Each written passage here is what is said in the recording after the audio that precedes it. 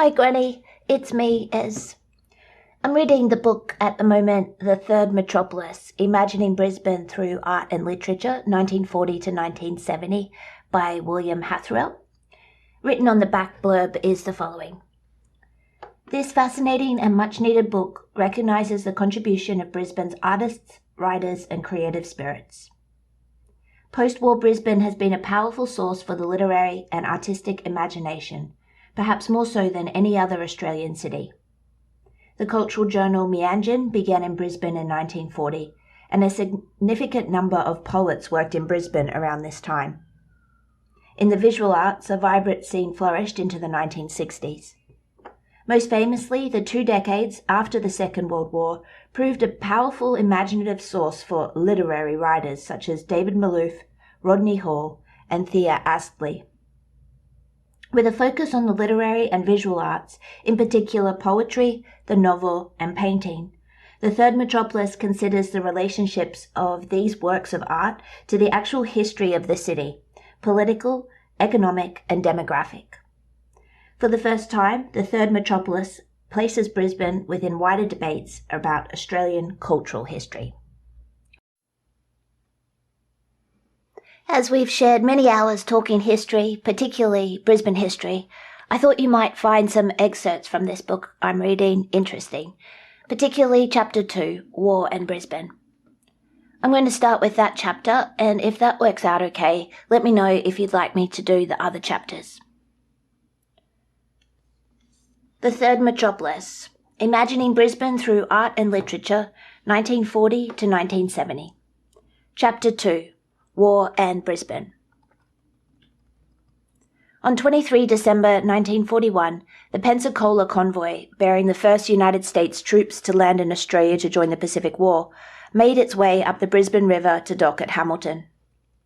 The convoy's arrival marked the beginning of Brisbane's transformation into a garrison town, part of a new Australian experience of war, quite distinct from that of both the 1914 to 1918 conflict and the war before Pearl Harbor. Sympathy for Australian troops fighting on far-off shores was displaced by the far more tangible realities of threatened invasion and militarisation on the home front. In Brisbane, writers and artists also engaged with the issues of war and artistic modernism and responded to the changed realities of everyday life that perhaps affected Brisbane more than any other state capital city. In doing so, creative artists in Brisbane worked within a cultural context with certain distinctive qualities. The dominant amateur ethos of cultural life, the well-organised cultural life of the large Catholic minority, and the effects of isolation from national cultural institution based in the cities to the south. Largely as a result of the effort of a few individuals, Brisbane during the war years became the home of 2 cultural journals, Meanjin and Barget. I'm going to stop here and make my own side note of how interesting it is that these literary journals established by white people in the 1940s were given Indigenous titles. I think people who excuse, sympathise and practice racism often try to blame it on being conservative and old-fashioned, when history often shows that it can be common to be anti-racist at any time in history, so there really is never an excuse. Back to the book, Meanjin and Barget would achieve national prominence for their role in disseminating and evaluating modernism in literary and visual arts, and as a forum for debates on national culture enlivened by the war. The intensity of life in wartime Brisbane, an irony of a sleepy, large country town, transformed into a wartime metropolis, permeate accounts of life in the city, both fiction and non-fictional. A sudden sense of intensity and history informs much of the creative work that came out of wartime Brisbane and retrospective works that took the wartime city as their setting. Page 41. Brisbane in 1940 was a city of 350,000, just on the verge of overtaking Adelaide to become, as it is today, Australia's 3rd largest city. By 1943, the population would reach almost 500,000, after both the US and the Australian military commands established their headquarters for the Pacific War in the city during 1942. More than 2 million Allied service personnel would pass through Brisbane between 1942 and 1944. By August 1942, 2/3 of the US land forces in Australia were based in and around Brisbane. As the narrator of Jono puts it, our city was having its moment of greatness, its encounter with history. Yet, in cultural terms, the city was popularly seen, even more so than today, as lagging well behind Sydney and Melbourne, and perhaps even Adelaide and Hobart. The two major metropolises were not only home to the major museums, art galleries, cultural journals, and publishing houses, but had already developed a history of artistic movements that would lay the groundwork for the dichotomy that has become a cliché in Australian studies. Hedonistic Sydney as home to various movements dedicated to l'art pour l'art, culminating in Norman Lindsay's vision, versus dour Melbourne with its socially orientated artistic movements. By contrast, Brisbane was the capital of what Judith Wright, changing trains to the narrower rail gauge at Wollongara in 1943, would remember as a Cinderella state. The comparatively late development of the city as a free settlement, the demographic subordination of the city to the rest of the state, the deliberate state government policy of focusing on regional over urban development, the economic dependence of the state and the city on farming and minerals, and the comparatively limited education system, all militated against the development of the kind of cultural life that the similarly sized Adelaide might claim. Christensen would complain in a Meanjin editorial of 1942 that Queensland still has no adequate public libraries, nor art galleries, nor chair of Australian literature at the university, nor a conservatorium of music. The city had earned the large country town epithet that would be applied to it so often in the decades ahead. Something of the town's gaucheness in cultural matters is conveyed in one of Gwen Hardwood's letters of 1943.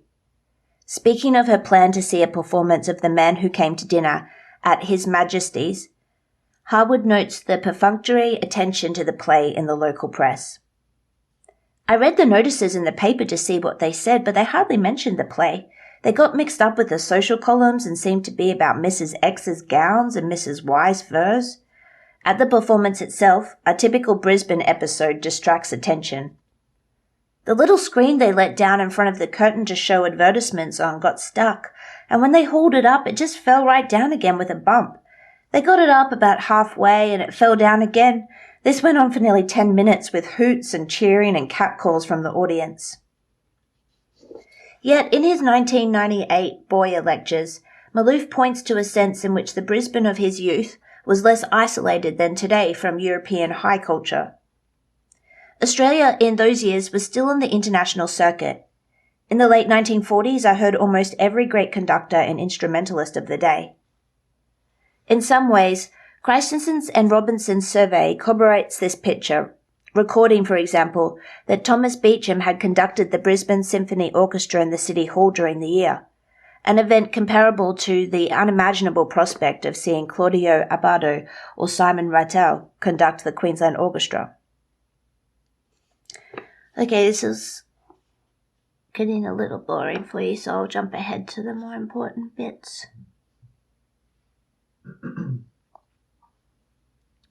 So both daily newspapers, the Courier Mail and the Telegraph, published poetry regularly, including that of Meanjin poets Brian Repon and Paul Grano.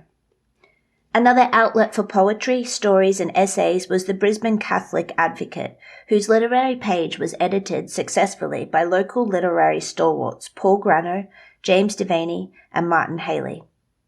The commercial radio station 4BK, whose program director was the poet and translator Ernest Briggs, broadcast occasional poetry readings and features, such as the tribute to William Butler Yeats that Briggs would present in 1950.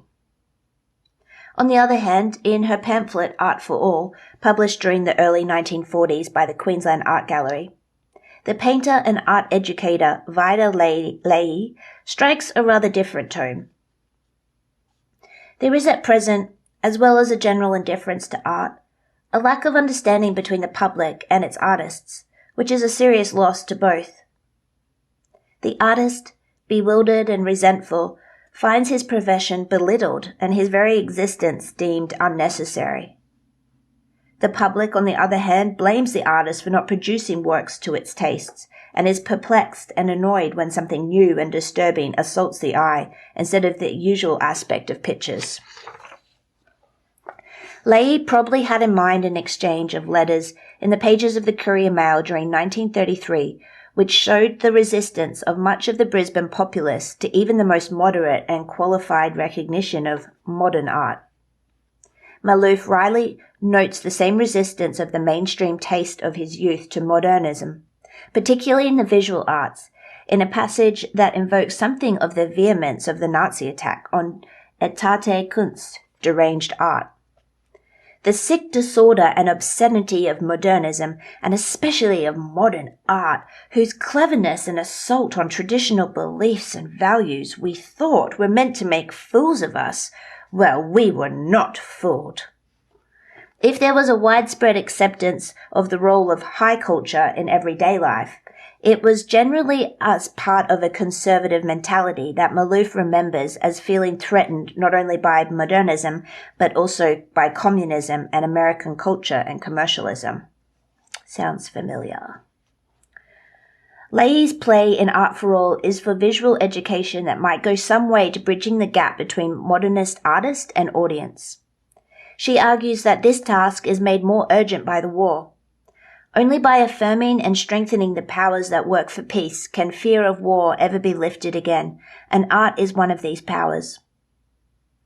A similar insistence on the value of culture as the source of a renewal of values in wartime emerges in Christensen's editorials in the early issues of Meanjin, and some years later editorials in the youth cultural magazine Bajaj. The apparent irony of beginning cultural enterprises in a city beset by war engages both Christensen and the teenage editors of Bajaj, Barry Barrett Reed and Lawrence Collinson.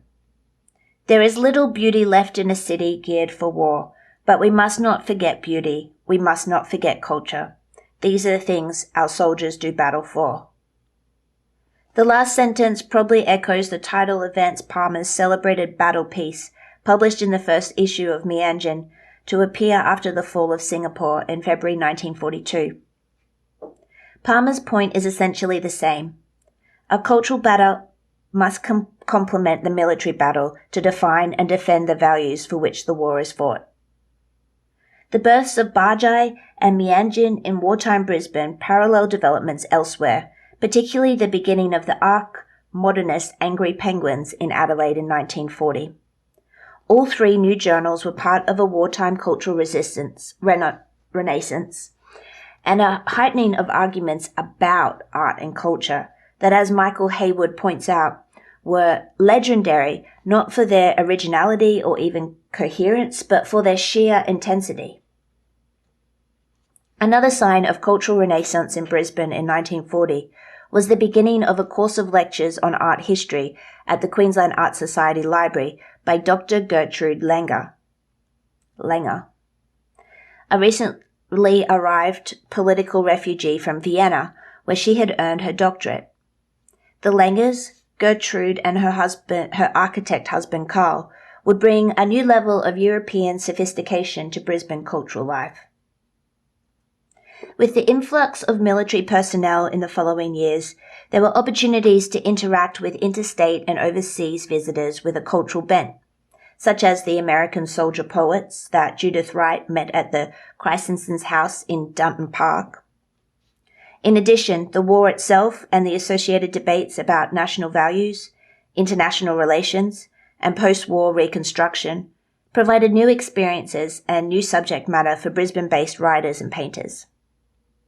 The need to entertain the swollen population also saw a golden age of popular entertainment in Brisbane, with the opening of the Cloudland Ballroom and the visit of Noel Coward in 1940.